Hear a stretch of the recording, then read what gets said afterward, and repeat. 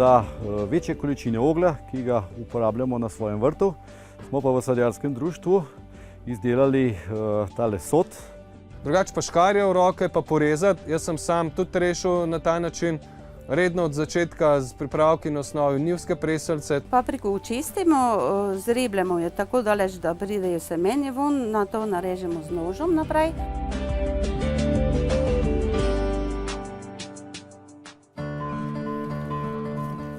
S Slavkom Turšičem sva v prejšnji oddaji pobrala paradižnik z grede, ki jo je spomladi obogatil z ogljem. Tega je dodal, da je izboljšal zbito strukturo tal, hkrati pa je v zemljo vnesel mikroorganizme, ki so se naselili v drobne pore oglja. Slavko oglje kuha sam. Oglje lahko pridobimo na več načinov. Osnovni princip pa je, da ga dobimo z suho destilacijo lesa. To pomeni, da moramo lesne sekance ali koščke lesa postaviti v neko kovinsko posodo, kjer ob pomanjkanju kisika ta les zgoreva. Vse plinske komponente zgorijo in to energijo uporabimo recimo za kuhanje kavice, kar bomo sedaj naredili. Lahko z malo večjim kuhalnikom celo skuhamo ali spečemo jajce na oko, recimo na taborjenju. Z večjim štedilnikom lahko celo skuhamo kosilo ali pa z veliko napravo, kot recimo tale 200 litrčki sod, pridobimo približno za 2 kvadratna metra svojega vrta oglja ob enkratnem polnjenju. Mislim, da ta naprava dela približno 3 ure in vsa energija praktično gre v ozračje. Tako, sedaj bomo najprej si skuhali kavico. Zato potrebujemo takole konzervo sadja, ki jo odpremo, malo z ročnimi spretnostmi preoblikujemo, napolnimo z sekanci in potem zakurimo. Tole mini pirolizno komoro naredimo iz ene konzerve. Od spodaj navrtamo čim več lukenj, recimo premera 5 mm, zato da skozi te odprtine lahko vstopa zrak za primarno gorenje. Potem na vrhu zarežemo in naredimo tako imenovani turburator, ki nam zavrtinči zrak in še pomožne luknjice, 4 mm, približno 3 cm od vrha, zato da tu prihaja sekundarni zrak za izgorevanje nastalega plina. Vse to podstavimo v nek podstavek, da ta komora lepo stoji. Napolnimo z koščki lesa in z sekanci, potem pa to najlažje prižgemo tako, da jo polijemo z čistim alkoholom in prižgemo.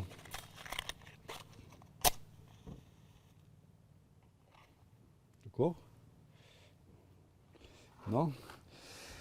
Alkohol začne izgorevati in les se vname. Paziti pa moramo, da so ti sekanci oziroma koščki lesa čim bolj suhi. Počakamo recimo 2, 3, 4 minute, odvisno od tega, koliko suh je les, da se ti sekanci vnamejo in razgorijo. Ker šele neka žerjavica nam garantira, da bo potem proces pravilno tekel. Ko površina tele posode zagori, potem pokrijemo z temle lijakom. S tem koncentriramo plamen na sredino in vse skupaj zaščitimo proti vetru z tole cevjo. Cev podložimo tako, da ima od spodaj zrak in da lahko funkcionira. Na mrežo je postavil posodo za kavo in jo čez nekaj minut tudi skuhal. Na večjem doma narejenem kuhalniku je Slavko spekel jajce. Tako je pri pridobivanju oglja učinkovito uporabil tudi toploto ognja. Ko ogenj ugasne, pomeni, da so vse klapne komponente iz lesa izgorele in sedaj dvignemo pokrov, vzamemo tole reaktorsko posodo in jo potopimo v vodo. Tole. S tem pogasimo ostanke lesa, ki so zogleneli in pridobimo približno 1/3 začetnega volumna oglja. Količina sicer ni velika, vendar če vsakodnevno pijemo kavo, potem se tega v enem letu kar nabere za eno gredico. Če pogledate zoglenele ostanke, v roki jih lahko zdrobimo. No, ta oglje sedaj damo v kompostni kup za 1 leto in potem potresemo po vrtni gredi. Torej, iz približno tele količine lesa smo skuhali eno kavico in pridobili eno pest oglja. V tem majhnem kuhalniku se je nabralo oglja le za gredo, ki bi bila velika 2 kvadratna decimetra. Za svoj vrt potrebuje Slavko več oglja in ker ni ljubitelj kave, ga kuha v prirejenem sodu. Za večje količine oglja, ki ga uporabljamo na svojem vrtu, smo pa v sadjarskem društvu izdelali tale sod iz odpadnega soda za nafto. Osnova je 200-litrska posoda z pokrovom, v katero je vstavljena s spodnje strani cev premera 160 mm, ki se potem navpično podaljša v dimnik. Ta cev je v bistvu tako imenovani raketni gorilnik, ki da začetno energijo za vžig tega lesa, ki je v samem sodu. Volumen soda, smo rekli, je 200 litrov in približno 1/4 do 1/3 je potem tega oglja. No in količina oglja iz enega soda bi bila približno za 2 kvadratna metra naše grede.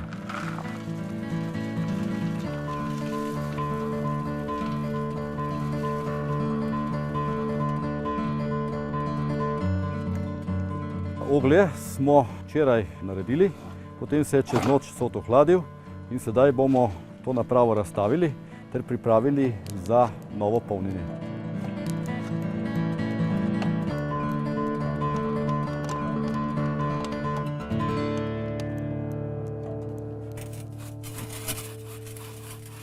Dimnik je približno visok 1 meter in nam služi za boljši vzgon vseh teh dimnih plinov.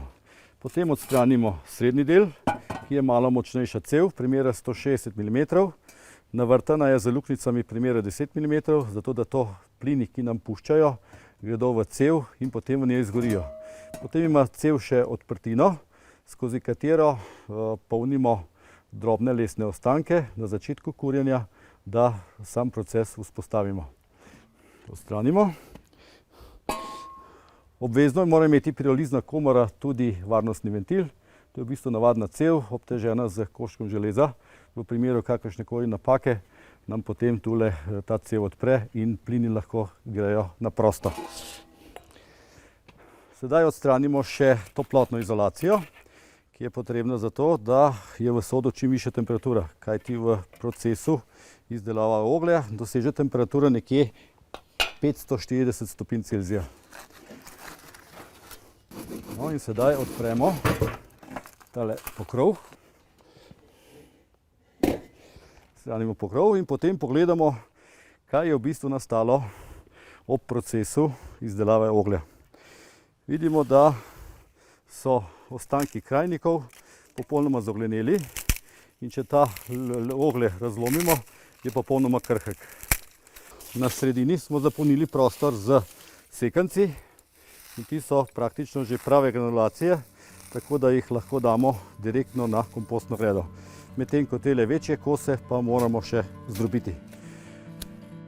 Za uporabo oglja na vrtu je treba oglje najprej dati v kompost. Tam ga pustimo do pomladi, da se vanj naselijo mikroorganizmi. Šele nato ga vdelamo v vrtno zemljo. Sponzor rubrike je Klub Gaja.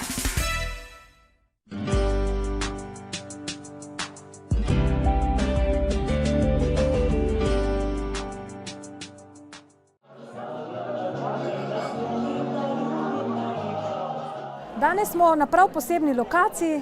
Člani kluba Gaja smo se zbrali na tradicionalnem pikniku v Braslovčah. Pod kozolcem v sklopu našega piknika imamo organizirane tudi izlete. Poleg tega se bomo zabavali, se družili.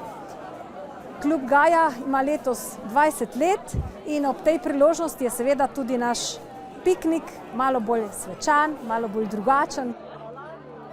Na tokratnem gajnem septembrskem srečanju se je zbralo 200 članov, ki so se po topli okrepčilni dobrodošlici odpravili na strokovne izlete. Med Iglavce v Rifnik, v vrtnarijo Valner, Biopark Žalec in na gajen ekološki vrt v Veliko Pirešico. Nahajamo se v gajenem ekološkem vrtu. Kot vidite, vrt nikoli ni prazen in v tem času praktično se še zmeraj gostimo s plodovkami, konkretno s paradižnikom. Res, da je zaščiten z napuščem, da dež ne pada nanj, ne. To je tisto ključno, kar je letos pomagalo. Naj povem, da je ta vrt v osnovi razdeljen na 4 dele, prvi del, drugi del, tretji del, četrti del. Tukaj vidimo nekako večje požarešne, že vsaj v osnovi so bili, ne. Tukaj so rasle kopusnice, na tej strani bolj plodovke, paprika, tam naprej so bučke, vmes so bile še kumare, ki jih je letos tudi predčasno vreme pobralo, oziroma kumar na plesen je prišel na obisk. In potem vse te dele praktično zarotiramo, spomladi formiramo osnovne kulture na določeno polino, če lahko tako imenujem, določimo dobre sosede. Načrtovalci gajnega samooskrbnega vrta so poline in vrtnine razdeljevali s pomočjo spletne aplikacije naredivrt.si. Vrt sta urejala Igor in Natalija Aškrc. Ko so se pojavile težave, jima je poleg strokovnjakov kluba Gaja pomagal še Igor Škerbot. Večino plodov so z vrta že pobrali, na njem zdaj rasteta radič, motovilec, ostale so še novozelandska špinača in redkvice. Ko ravno gledamo tukaj redkvico, ne? Redkvico ponovadi vsi sejete spomladi največ. Edino v tisti poletni vročini nekako ne pride v poštev, ker je puhla, dočim zdaj v septembru, ne? Kdor še ni, do sredine septembra je nekako aktualen čas za setev redkvice. Redkvica približno rab 30 do 40 dni, odvisno od vremena. Če imate kje prostor, lahko daste redkvico. Motovilc smo rekli, ste že sejali, špinača je tudi še mogoče sejati, tudi zimsko solato, ne. Zimsko solato je nekako sejte v več terminih. Zakaj? Mi ne moremo napovedati, kakšen bo vreme. Letos imamo kar en kup nevšečnosti z dežjem, ker ne vemo, kako in kdaj na vrt. Kar se tiče pa zimske solate, pa ne vemo, kdaj zima prihaja. In ker vemo, da zimska solata najbolj prezmi tam, če ima 3-4 liste, treba sejati v več terminih. Nekje sredina septembra, začetek oktobra, čisto odvisno in pol nekaj bo uspelo, ne. Pa vemo, da imamo krhkolistne in pa mehkolistne sorte in tudi med temi probamo te različne termine setev. Gredo s plodovkami so leto zaščitili s preprostim nadstreškom iz plastične prozorne folije. Tako se krompirjeva plesen, ki je paradižnik uničevala že od konca julija, ni prehitro razširila po rastlinah. Ob prvih znakih okužbe pa Davor priporoča sanacijsko rez. Takoj, ko opazite te črne listke tukaj, takoj je bilo treba to izrezati. Takoj izrezati ven, drugače ste imeli plesen direkt gor po celemu paradižniku 1, 2, 3. Ko pride na steblo in na celo rastlino, je ponovadi prepozno. In to treba biti pozoren vsak dan na vrtu. Paradižnik je sam po sebi podporen. Ampak letos, ko je bilo veliko dežja, krompirjeva plesen pač takrat se močno izraz in tudi tukaj, kljub temu, da je zaprto. Pri takih enostavnih rešitvah si lahko doma pomagate, ne rabite mogoče toliko močne konstrukcije. Čez dan odprto, če močno dežuje, ko ste doma, spustite roleto po domače dol. Na ta način preprečite zanašanje vlage v notranjost. Drugače pa škarje v roke pa porezati. Jaz sem sam tudi rešil na ta način, redno od začetka z pripravki na osnovi njivske preselce in na osnovi sojinga lecitina. Oba krepita celične stene, preprečujeta glivicam, da padejo noter. In če to na prostem dež spere, imate samo še več in treba večkrat obnavljati. Drugo reč je, lahko probate tudi z ekološkimi pripravki. Lahko probate s čajem, to je najbolj enostavno, s kamilice, s timijana recimo. Takrat, ko se pojavijo že prvi taki lističi, ko vidite take lističe na koncu črne, kaj imam tole v rokah, kakšen list? Malo sem ga potrgal, fino diši, žajbelj. Če žajbelj pomaga vam, ne, žajbelj je antiseptik, se pravi pomaga tudi rastlinam. Kaj naredimo? Prevrelke ne morete delati, ker je predolg časa traja. Če bi delali prevrelko, že cel paradajz zdavnaj propade. Imate suh žajbelj, siguren, ki je nabranga, tako kot naredite čaj zase, tudi paradižniku lahko pomagate. Zaščito vrtnin z žajbljem je najbolje opravljati od 3 do 5 dni zapored. Nato prenehajte, premočen koncentrat žajblja namreč uniči tudi talne organizme. Mogoče osnovno za razporeditev te grede tukaj, ki smo že pri plodovkah, to je najbolj priljubljena greda v zelenjavnem vrtu, ne. Paradižnik naj ne senči paprike, no. To je v bistvu tisto osnovno pravilo, ki se ga lahko drži v rastlinjakih, pa mogoče bolj zaprtih prostorih, tudi tukaj spodaj, ki je bolj toplo, ni toliko pomembno, ne. Če imate pa to na prostem, to je toploljubna rastlina, rabi pa nekoliko več toplote. Potem dajte tako kombinirati, da date na eno stran bučnice, se pravi kumare, buče, na drugo stran pa papriko, paradižnik, jajčevce, pol pa vsaj tako zamenjate, ne? Če imate v rastlinjaku eno stran na drugo, da vsaj znotraj rastlinjaka nekoliko lobarite. Drugače te vmesne prostore enostavno kar pridno izkoriščite. Tukaj vidimo, imamo pač zeleno, bazilika zelo dobro tudi uspeva zraven. Drugače pa solata. Spomladi je največkrat med paradižnikom solata. Kumare doma, da bodo bolj zdrave, speljte na oporo. Tukaj je tudi fižol. Fižol bi lahko bil tudi na kakšni drugi ločeni gredici. To pa tudi zato, ker enostavno stročnice obogatijo tla in se enostavno potem ta vrt samo seli. Kam ste posadili posamezne vrtnine, katere grede pognojili in s katerimi pripravki ste uspešno ščitili svoj vrt, je dobro zapisovati. Tako boste prihodnjo sezono lažje in morda še bolje vrtnarili. Po ogledu zelenjavnega vrta so se Gajani sprehodili do sadnega. Tam so preverili, kako se razvijajo mlade sadike sadnega drevja, ki so jih spomladi delno porezali. O tem več prihodnjič. Sponzor rubrike je Klub Gala.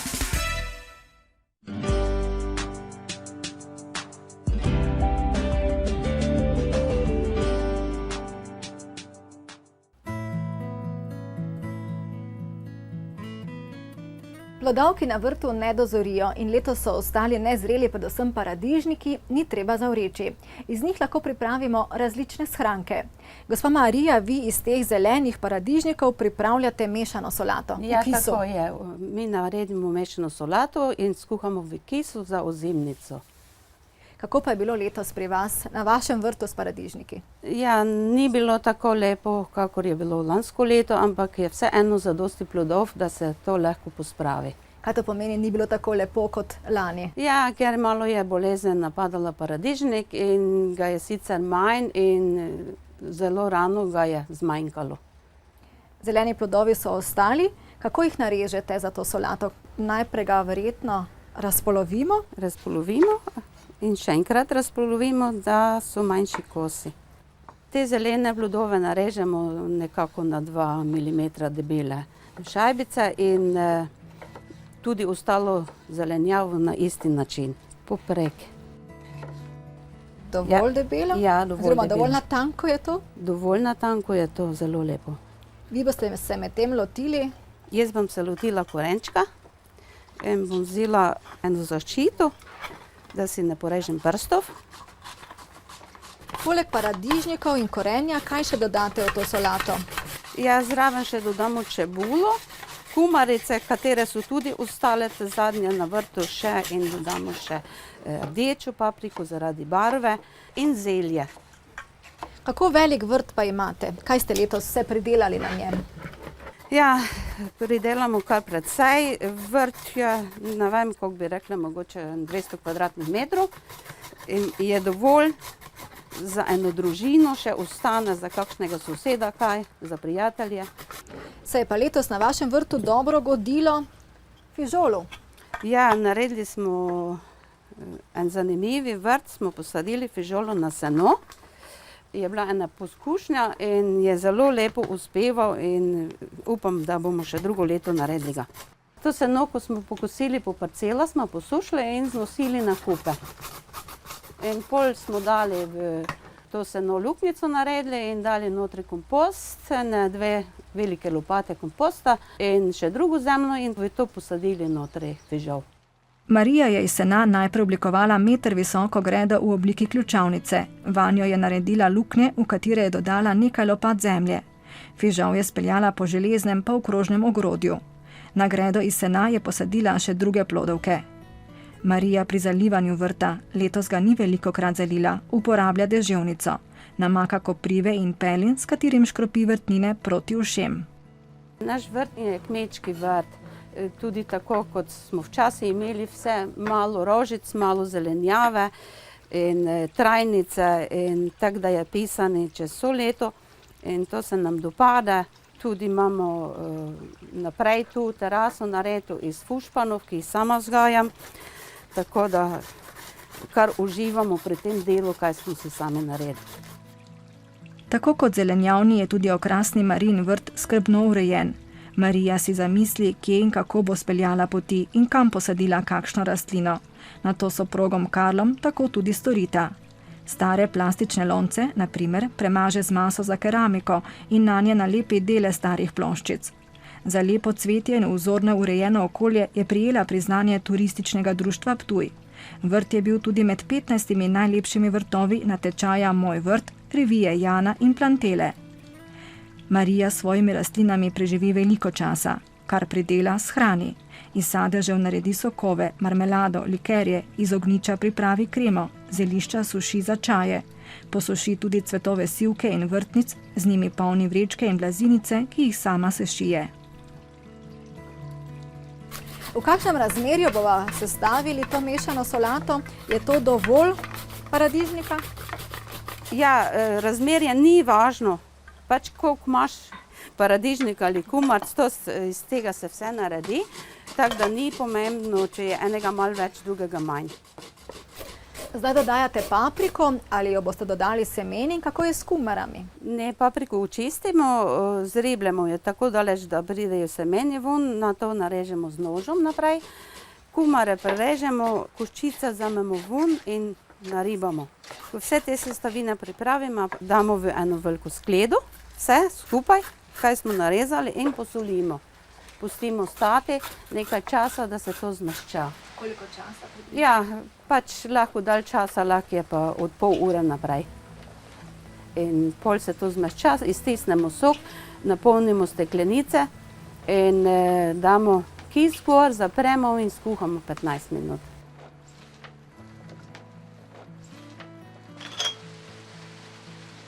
Kis razrečimo z vodo v razmerju 1:3, ja, jaz dam včasih malo več, in vode.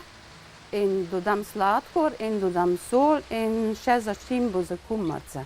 To je lahko zelena, pa poper, kumina in koper, listi kopra. Te stvari pač po okusu, kako hoče kjer nekaj, odišavimo kis. Kozarce zapremo in jih damo v lonec, da 15 minut vrejo. Kdaj si ponavadi odprete te kozarce? Ja, te kozarce si odpremo, če imamo kakšno narezke, najbolj paše, damo gor malo bučnega olja, lahko popramo, lahko bolj ukisamo in je zelo v redu skozi zimski čas.